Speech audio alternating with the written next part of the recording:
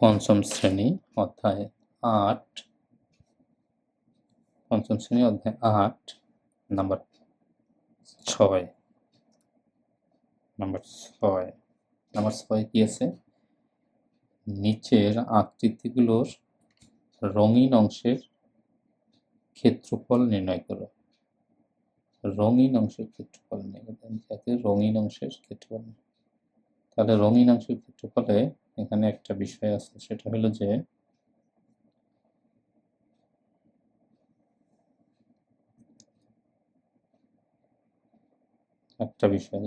যে এরকম একটা ছবি দেওয়া আছে, তাই না? নাম্বার ১ যদি আমরা দেখি, এরকম একটা ছবি দেওয়া আছে, এই অংশের, আমি যে দাগ দিচ্ছি এটা হলো রঙিন অংশ মনে করো। এই অংশের ক্ষেত্রফল জানতে চাচ্ছে। এটার দেওয়া আছে ৯ মিটার আর উচ্চতা দেওয়া আছে ৫ সেন্টিমিটার, মিটার না সেন্টিমিটার।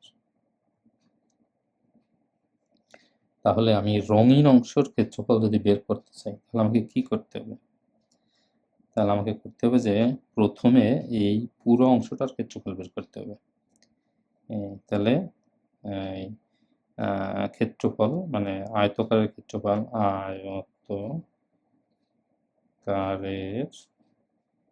ক্ষেত্রফল সমান কি আছে? দৈর্ঘ্য গুণ প্রস্থ। তার দৈর্ঘ্য আছে কত? ৯ সেন্টিমিটার গুণ প্রস্থ আছে কত? ৫ সেন্টিমিটার। ৫ ৯ ৪৫ বর্গ সেন্টিমিটার। এই সম্পূর্ণ জায়গাটার ক্ষেত্রফল হলো ৪৫ বর্গ সেন্টিমিটার। এবার কি বলছে যে আমি যদি শুধু এই কালারটা, আমি তো পুরো অংশের ক্ষেত্রফল পাইছি, কিন্তু আমার তো লাগবে শুধুই যে জায়গাটা রং করা, এই জায়গাটা। তাহলে আমরা যে জায়গাটা রং না করা, এই জায়গাটার ক্ষেত্রফল যদি আমি পাই আর ওইটা থেকে যদি ওইটা বিয়োগ দিয়ে দিই, তাহলে বের হয়ে যাবে।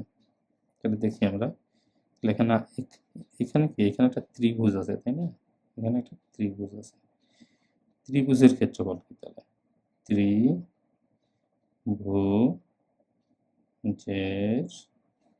ক্ষেত্রফল সমান আমরা জানি যে ভূমি গুণ উচ্চতা ভাগ ২। তাহলে ভূমি আছে কত? ৯, উচ্চতা আছে কত? ৫ ভাগ ২। তাহলে ৪৫ ভাগ ২। তাহলে হবে কত? ২২.৫ বর্গ, এখানে লিখি, এখানে ২২.৫ বর্গ সেন্টিমিটার। এটা হলো এই ত্রিভুজটার ক্ষেত্রফল। তাহলে এখন এই রং করা জায়গাটার ক্ষেত্রফল কত? তাহলে আমরা লিখতে পারি অতএব রঙিন জায়গাটার ক্ষেত্রফল, রঙিন জায়গার ক্ষেত্রফল সমান ৪৫ বিয়োগ ২২.৫ সমান ২২.৫ বর্গ সেন্টিমিটার।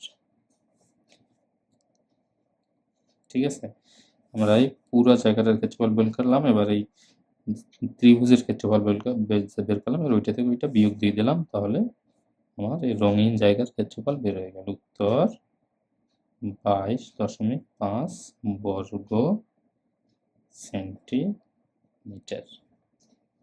Thank you.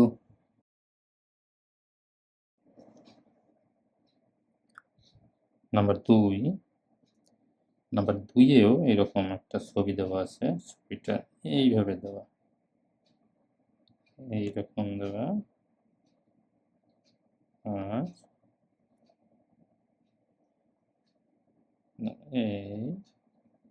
এইরকম, এইখান থেকে এরকম দেওয়া। তাহলে বলছে যে এই যে রঙিন জায়গাটা, এই জায়গাটার ক্ষেত্রফল কত? এখানে ভূমি দেওয়া আছে কত? ভূমি দেওয়া আছে 10 সেন্টিমিটার, 10 সেন্টিমিটার। আর এটার উচ্চতা দেওয়া আছে 12 সেন্টিমিটার। এইখানে আর একটা ছোট একটা দিয়েছে, এটা হলো 5 সেন্টিমিটার। এখন এখানে কয়টা ত্রিভুজ? এখানে 3টা ত্রিভুজ আছে, তাই না? সব মিলে এখানে 3টা ত্রিভুজ। আমাকে বলছে যে রঙিন জায়গাটার ক্ষেত্রফল কত। তাহলে এখানে আমরা জানি ত্রিভুজের ক্ষেত্রফল। এখানে কি কি ত্রিভুজ আছে দেখো। এখানে এইরকম একটা ত্রিভুজ আছে, এরকম একটা ত্রিভুজ আছে যেটার উচ্চতা 5, ভূমি 10। এখানে এইরকম আর একটা ত্রিভুজ আছে, এইরকম একটা ত্রিভুজ আছে, আর একটা এইরকম একটা ত্রিভুজ আছে। এইটারও ভূমি 10 আর উচ্চতা 12। তো এইটা হইল সেই রঙিন জায়গাটা। তাহলে এইটার ক্ষেত্রফল কত? এইটা আমি জানি, তার মানে আমি এইটার ক্ষেত্রফল বের করতে হবে। এটার ক্ষেত্রফল কত? এইটার ক্ষেত্রফল কত? এই দুইটা থেকে যদি এইটা বিয়োগ দেওয়া হয়, যেহেতু এটা বড় এটা ছোট, তাহলে এইটা থেকে এটা বিয়োগ দিলে এইটা বের হয়ে যাবে। অঙ্ক সোজা, তাই না? তাহলে আগে আমরা এইটার বড়টার ক্ষেত্রফল বের করি। ত্রিভুজের ক্ষেত্রফল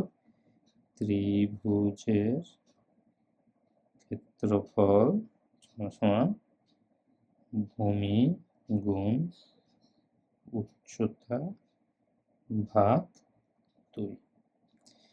কি আছে? 10 গুণ 12 ভাগ 2 কত? 120 বর্গ সেন্টিমিটার।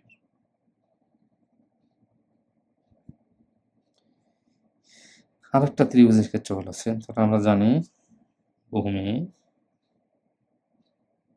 গুণ উচ্চতা ভাগ 2 সমান কত আছে? এটা ভূমি আছে 10, উচ্চতা আছে 5 আর ভাগ 2, তাহলে কত হবে? 5 10 দুগুণে 20, মানে 10 বর্গ সেন্টিমিটার। তাহলে তো আমরা পেয়ে গেলাম,